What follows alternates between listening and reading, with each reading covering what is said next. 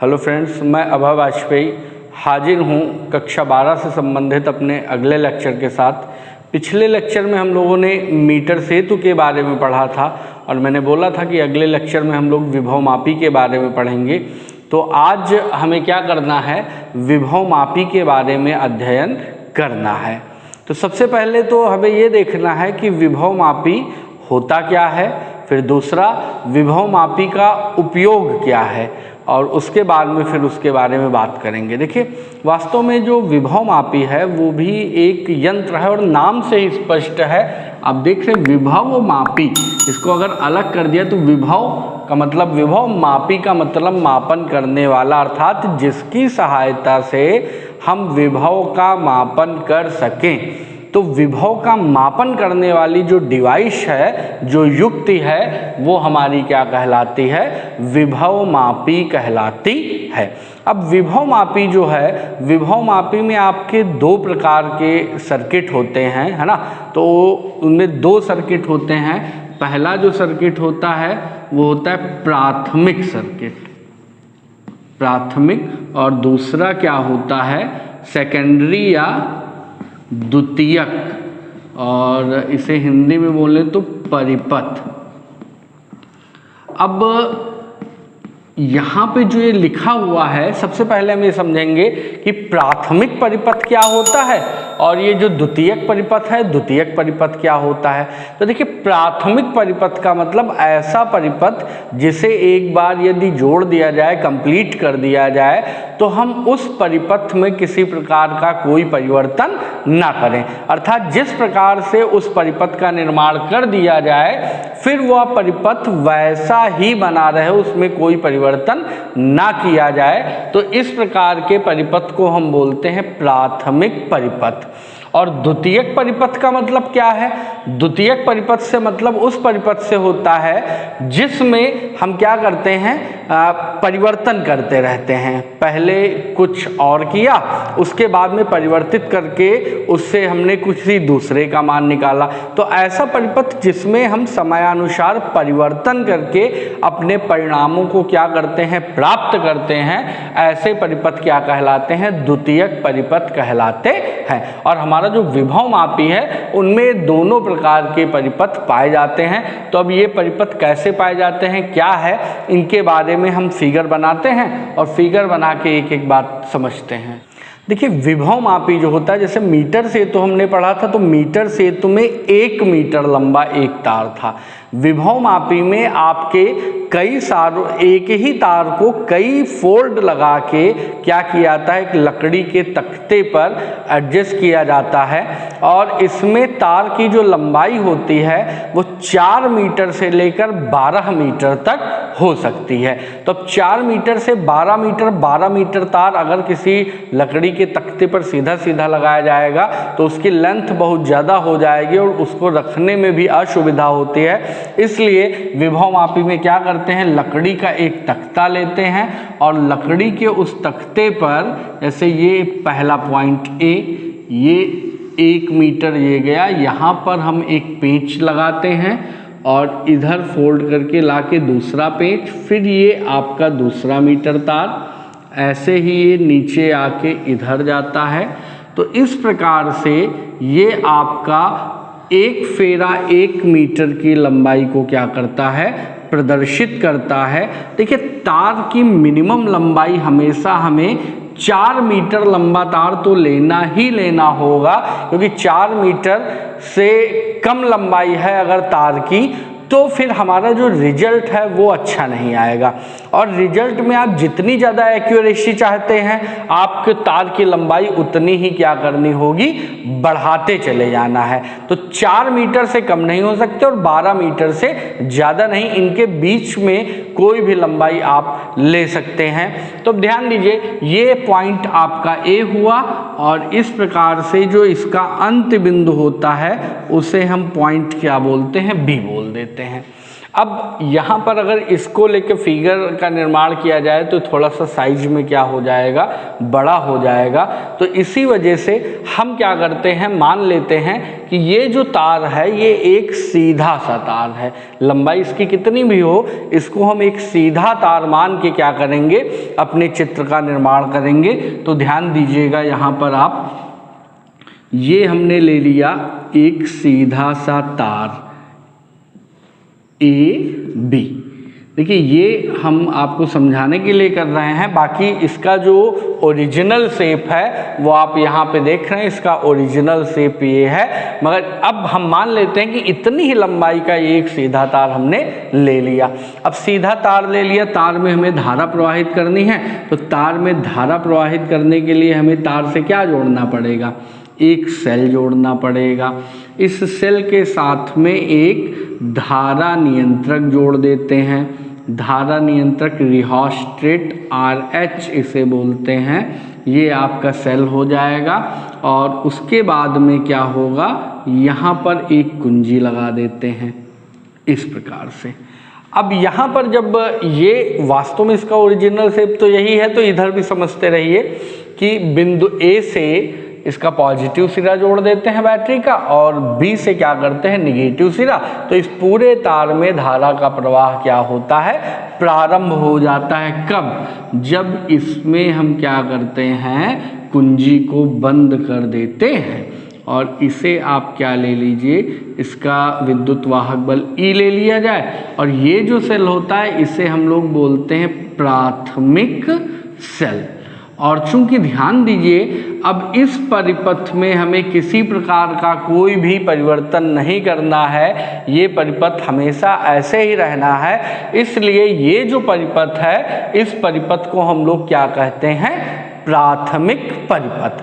अब प्राथमिक परिपथ के बाद में नंबर किसका आता है, द्वितीयक परिपथ का। तो द्वितीयक परिपथ में आप एक चीज़ ध्यान दीजिएगा, जिन सेलों के विद्युत वाहक बलों की तुलना करनी होती है, ठीक है, विभव मापी के द्वारा जिन दो सेलों के विद्युत वाहक बलों की हमें तुलना करनी होगी, उनके प्लस सिरे जो होते हैं, उन प्लस सिरों को हम क्या करते हैं, सदैव A से जोड़ते हैं। और जबकि निगेटिव सिरों को एक द्विमार्गी कुंजी से जोड़कर एक गैल्वेनोमीटर और जॉकी से जोड़ते हुए इस तार पर स्पर्श कराते हैं। तो देखिए जरा क्या होगा, जैसे ये एक सेल है, इसका ये पॉजिटिव सिरा है और दूसरा ये क्या हो गया, निगेटिव। और नीचे ये दूसरा सेल है आपका, इसका ये पॉजिटिव सिरा हो गया और ये क्या हो गया, निगेटिव। तो इस सेल के जो पॉजिटिव सिरे हैं वो कहाँ से जुड़ेंगे, A से जुड़ेंगे। आप देख सकते हैं इसका ये सिरा भी A से जुड़ा है और इसका ये सिरा भी A से जुड़ा है। दूसरा मैंने बताया कि ये जो आपके ऋणात्मक सिरे हैं वे एक द्विमार्गी कुंजी से जुड़े होते हैं। तो द्विमार्गी कुंजी क्या है, वास्तव में द्विमार्गी कुंजी आप देखिएगा तो द्विमार्गी कुंजी आपको आपकी स्क्रीन पर ऊपर दिखाई देगी। द्विमार्गी कुंजी एक ऐसी कुंजी होती है जिस पर कुल 3 पेंच होते हैं, 1, 2 और ये 3 पेंच होते हैं। तो इन 3 पेंचों में हम क्या करते हैं कि ये जो तार होते हैं, अब यहाँ बीच में क्या होता है, गैप होता है, इनके बीच में ये गैप होता है, ठीक है। तो ये 3 पेंच आपके जो दिख रहे हैं, इनमें पहले वाले को लाके इससे जोड़ देते हैं, दूसरे वाले को लाके इससे जोड़ देते हैं और ये जो तीसरा पेंच होता है इससे हम एक गैल्वेनोमीटर G जोड़ देते हैं और गैल्वेनोमीटर से एक जॉकी आपकी होती है, जॉकी J को क्या करते हैं, जोड़ देते हैं इस प्रकार से। ये आपकी जॉकी J है, एक पेन के आकार की होती है, इसे भी आप अपनी स्क्रीन पर ऊपर देख सकते हैं। तो यहाँ पर ध्यान दीजिए, ये जो दोनों सेल हैं इनमें ये परिपथ ब्रेक है। एक बार इस सेल को हम परिपथ में डालेंगे, फिर दोबारा में इस परिपथ को हम सेल में डालेंगे, तो यहाँ पे परिपथों में क्या होगा, परिवर्तन होगा। और ये परिवर्तन होने के कारण ये जो नीचे का सर्किट बनता है इसे हम लोग क्या कहते हैं, द्वितीयक परिपथ बोलते हैं, ठीक है। और यहाँ पे इसका जो विद्युत वाहक बल है उसे हम क्या ले लेंगे, E1 ले लेंगे और ये जो दूसरा नीचे वाला है उसे हम क्या ले लेंगे, E2 बोल देंगे। ठीक, अब ध्यान दीजिए, अब हमें करना क्या है, इसका प्रायोगिक सत्यापन कैसे करना है, हमें उस पर ध्यान देना है। एक चीज़ ध्यान दीजिएगा, जब हम ये जो टॉपिक विभवमापी क्या होता है, मैंने बताया कि विभवमापी आपसे कभी कभी विभवमापी एक नंबर में पूछ लेता है। तो विभवमापी में क्या होता है, विभवमापी में एक लकड़ी का बड़ा सा तख्ता होता है और उस लकड़ी के बड़े से तख्ते पर इस चित्रानुसार एक आपका 4 मीटर से लेकर 12 मीटर लंबा तार क्या होता है, चित्रानुसार उस पर जुड़ा होता है। विभवमापी आपका सेलों के विभवों को मापने का कार्य करता है। तो ये तो विभवमापी के बारे में बात हो गई। विभवमापी का ये हम क्या पढ़ रहे हैं, विभवमापी का उपयोग पढ़ रहे हैं। विभवमापी का उपयोग क्या काहे में किया जाता है, विभवमापी का जो प्रथम उपयोग है वो है दो सेलों के विद्युत वाहक बलों की तुलना करने में। तो अगर आपसे प्रश्न पूछा जाएगा, ये पूरा सेटअप आपको कब लगाना है, जब आपसे पूछा जाए कि विभवमापी की सहायता से दो सेलों के विद्युत वाहक बलों का आप क्या कीजिए, विद्युत वाहक बलों की तुलना कीजिए, तब आपको ये सेटअप लगाना होगा। ठीक, तो विभवमापी के अंदर ये टॉपिक क्या है, दो सेलों के विद्युत वाहक बलों में तुलना। अब ध्यान दीजिए, आप इसके बाद में विभवमापी के बारे में लिखेंगे, विभवमापी के बारे में फिगर बनाएंगे और फिगर बना के फिगर के बारे में लिख देंगे, है ना, कि इसमें एक विभवमापी होता है जिसमें एक AB तार होता है जिसकी लंबाई 4 मीटर से 12 मीटर हो सकती है। AB के सिरों के बीच में एक प्राथमिक सेल और धारा नियंत्रक तथा कुंजी लगी होती है जिसे हम प्राथमिक परिपथ कहते हैं, जबकि इसके AB के दूसरे भाग में या कह लीजिए निचले हिस्से से हम दो सेल E1 और E2 को चित्रानुसार जोड़ देते हैं जिनके विद्युत वाहक बलों की हमें या जिनके विभवों की हमें क्या करनी है, तुलना करनी है। ठीक है, तो जिनके विद्युत वाहक बलों की हमें तुलना करनी है उन्हें हम नीचे जोड़ देंगे। फिर क्या, इनके धनात्मक सिरों को हम A से जोड़ते हैं, जबकि इनके ऋणात्मक सिरों को एक द्विमार्गी कुंजी से जोड़ते हुए गैल्वेनोमीटर से जोड़ते हैं और गैल्वेनोमीटर से एक जॉकी J, ये गैल्वेनोमीटर के पॉजिटिव एंड से जुड़ता है, जबकि जो जॉकी होती है वो गैल्वेनोमीटर के निगेटिव एंड से जुड़ता है। गैल्वेनोमीटर भी, ओरिजिनल गैल्वेनोमीटर भी आपको आपके स्क्रीन पर दिखाई दे रहा होगा। तो अब यहाँ पे आप ध्यान दीजिए कि सबसे पहले हम क्या करेंगे, जब यहाँ पर इस कुंजी को हम क्या करेंगे, इन दोनों कुंजियों के बीच क्या करेंगे, संपर्क स्थापित कर देंगे। ठीक, तो जैसे ये दोनों को ज्वाइन करेंगे, इसका मतलब कि ये जो सेल है, ये सेल आपका इस परिपथ में क्या हो गया है, अटैच हो गया है। अब ध्यान दीजिए, यहाँ से इस सेल से पहले से ही इसमें धारा प्रवाहित हो रही है, तो इस सेल से जब यहाँ पे धारा प्रवाहित होगी तो क्या होगा, ध्यान दीजिए, धारा I जब यहाँ से आके इस सेल में प्रवाहित होगी तो इस धारा I के कारण AB के सिरों पर एक क्या उत्पन्न हो जाएगा, विभव उत्पन्न हो जाएगा। ठीक, और वो विभव V बराबर किसके होगा, ये जो धारा I है और इसका जो प्रतिरोध R है उनके गुणनफल के क्या होगा, बराबर होगा। तो अब जब इसके बीच में विभव क्या होगा, स्थापित हो जाएगा,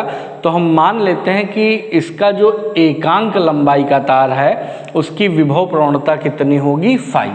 तो क्या करेंगे, तार AB की एकांक लंबाई की विभव प्रवणता बराबर कितना ले लेते हैं, फाई।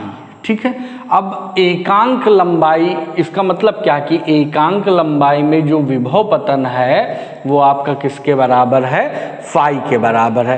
तो आपको एकांक लंबाई का मिल गया। तो जिस लंबाई की विभव मतलब जिस लंबाई का विभव पतन आपको निकालना हो, जिस लंबाई का विभव निकालना हो, उस लंबाई को हम जब फाई से क्या कर देंगे, गुणा कर देंगे, तो उस लंबाई में जितना भी विभव पतन होगा वो हमें क्या होगा, प्राप्त हो जाएगा। ठीक, अब ध्यान ये दीजिए आप कि जैसे ही हम क्या करेंगे, इसे परिपथ में डाल के जॉकी को इस पर स्पर्श कराना प्रारंभ करेंगे, तो आपको प्रारंभ में गैल्वेनोमीटर की सुई डिफ्लेक्ट करती हुई नजर आएगी, मगर जैसे ही जॉकी को हम उठा के इस पर रखते चलेंगे तो एक बिंदु हमें ऐसा मिलेगा जिस पर जॉकी को स्पर्श कराने पर गैल्वेनोमीटर में न सुई राइट डिफ्लेक्ट होगी ना लेफ्ट, मतलब सुई इधर उधर जाना बंद कर देगी, सीधा 0 पर क्या होगी, स्थिर हो जाएगी। तो इस अवस्था में क्या होगा, इसका मतलब है कि ये जो बैटरी के द्वारा यहाँ पर विभव उत्पन्न हो रहा था, उतना ही विभव इसके द्वारा भी उत्पन्न हो गया, और दोनों सिरों पर विभव बराबर होने के कारण यहाँ पर धारा का प्रवाह क्या होगा, बंद हो जाएगा। क्यों? क्योंकि धारा तभी प्रवाहित होती है जब दो सिरों के बीच कोई विभवांतर हो। तो अब ध्यान दीजिए, मान लेते हैं कि ये स्पर्श कराने पर L1 लंबाई पर कोई बिंदु है, और उस L1 लंबाई के बिंदु पर जैसे ही हमने जॉकी स्पर्श कराई, इसमें धारा का मान क्या हो गया, 0 हो गया। तो अब इस L1 लंबाई पर जो विभव पतन होगा वो हम क्या करेंगे, ज्ञात कर लेते हैं। तो ध्यान दीजिए, यदि L1 लंबाई पर धारामापी में विक्षेप 0 हो, तब L1 लंबाई में विभव पतन, तो ये विभव पतन किसके बराबर होगा, अब चूंकि बैटरी E1 है तो इसका इसके बराबर होगा, तो E1 बराबर क्या हो जाएगा, इस तार का विभव, इसके कारण तो ये कितना हो जाएगा, L1 लंबाई है और एकांक लंबाई की विभव प्रवणता कितनी है, फाई, तो इसका जो कुल विभव पतन हो जाएगा वो हो जाएगा L1 इंटू क्या हो जाएगा, फाई। तो E1 बराबर आपका आ जाएगा L1 इंटू में क्या हो जाएगा, फाई। ये हमारा हो जाएगा इक्वेशन नंबर फर्स्ट। अब हमें क्या करना है, द्वितीय कंडीशन में ये जो आपका कनेक्शन है इसको हटाना है और ये E2 को हमें परिपथ में डालना है। यहाँ पे एक चीज़ ध्यान दीजिएगा, ये कार्य कब होगा, जब E1 परिपथ में जुड़ा हो, है ना, जब, या ऊपर कहिए तो लिख दे यहाँ पे, जब E1 परिपथ में जुड़ा हो।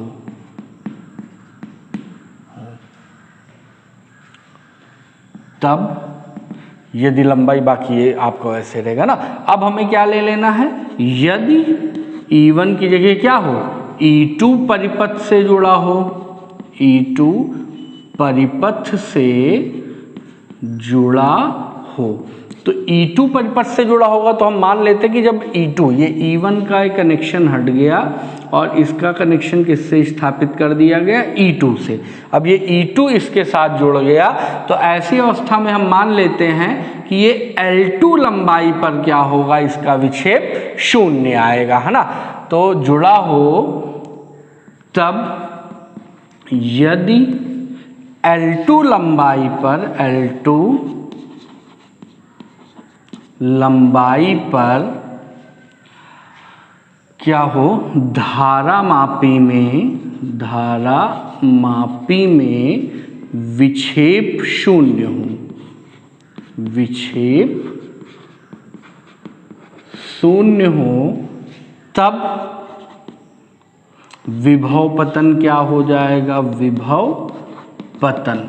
तो तो ये विभव पतन आपका किसके बराबर होगा, E2 के, और ये किसके बराबर होगा, तार की लंबाई और गुणे एकांक लंबाई के विभव पतन, अर्थात ये हो जाएगा L2 और N2 में क्या आ जाएगा 5। ये क्वेश्चन नंबर क्या आ जाएगा सेकंड। अब हमें करना क्या है, ध्यान दीजिए, हमें करना है दोनों सेलों के विद्युत वाहक बलों की तुलना। तो क्या होगा, तुलना करने के लिए समीकरण 1 को 2 से भाग देने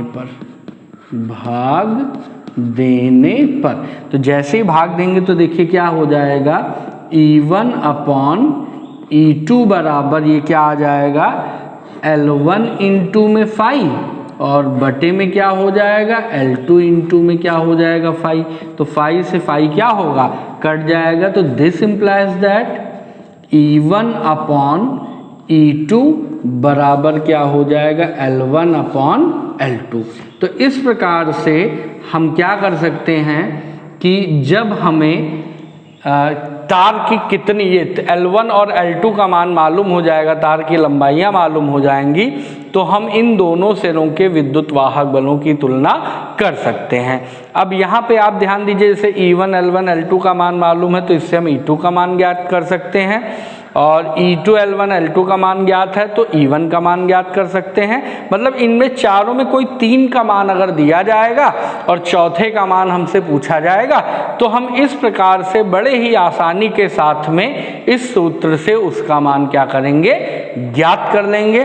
तो उम्मीद है कि आपको विभव मापी अच्छे से समझ में आया होगा, और यदि कोई दिक्कत होती है तो आप हमें कमेंट कर पूछ सकते हैं। एक बार हम फिर इसे समराइज कर रहे हैं, आपको अपनी कॉपी पर लिखना कैसे है वो बता रहे हैं, और उसके बाद भी कोई समस्या होगी तो आप बताइएगा।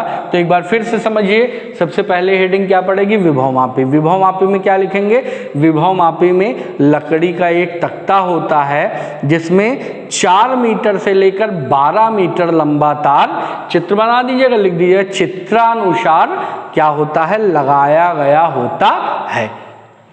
विभव मापी का कार्य क्या है, विभव मापी का कार्य ये है कि विभव मापी क्या करता है, विभवों का मापन करता है। ठीक, अब इसके बाद में ये विभव मापी क्या हो गया, ये बातें आपको समझ में आ गई। ठीक, अब इसके बाद में हम बात करेंगे, इसमें विभव मापी के अंतर्गत जो टॉपिक पूछा जाता है अधिकांशतः वो ये पूछा जाता है कि अगर 2 आपको सेल दे दिए जाएं तो इन 2 सेलों के विद्युत वाहक बलों की तुलना आप कैसे करोगे, किस प्रकार से करोगे।